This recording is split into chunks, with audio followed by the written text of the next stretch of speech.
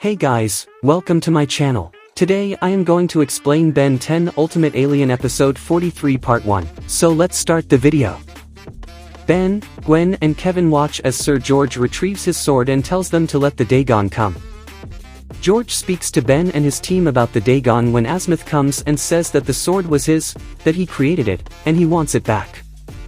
Azimuth tells Ben to take it, so Ben transforms into Fast Track and fights George with the help of Gwen and Kevin, but fails. Fast Track then transforms into Humongosaur. After Sir George uses the power of his sword to transform Humongosaur back into his Ben, he creates a portal with his sword and leaves the cave. Ben demands that Azimuth tells him why he is making it look like he is involved with the Dagon and Forever Night affair, so Azimuth teleports him, Ben, and the team to a volcano on Primus. The volcano erupts and the team runs away. However, when the lava pours over them, Gwen remarks that they can't even feel it.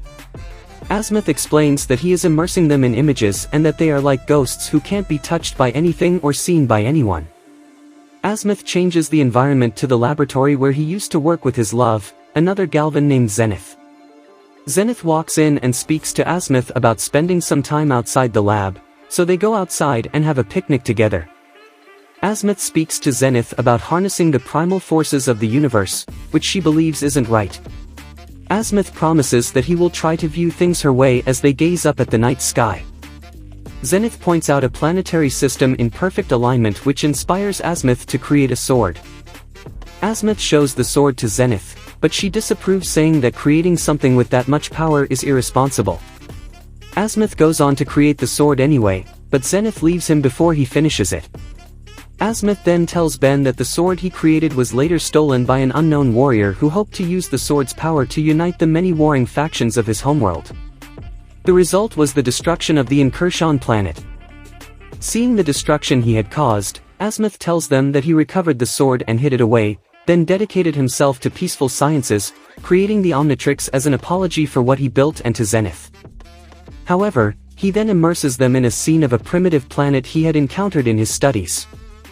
The planet is revealed to be Earth in the Middle Ages.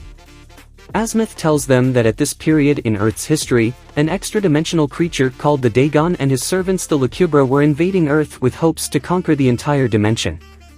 Many knights had tried to stop the creatures, but had fallen under their mind control. Only the strongest knight, Sir George, who had somehow lived for 900 years, was able to defeat the Lucubra, but couldn't stop the Dagon. The invasion of the Dagon convinced Azimuth that the sword must be used again, so he presented the sword to Sir George as he was the only one worthy of wielding its power. George named the sword Ascalon and used it to cut out the Dagon's heart and stabbed the sword through. Thanks for watching the video, guys. Please subscribe our channel and help us to reach 1K subs.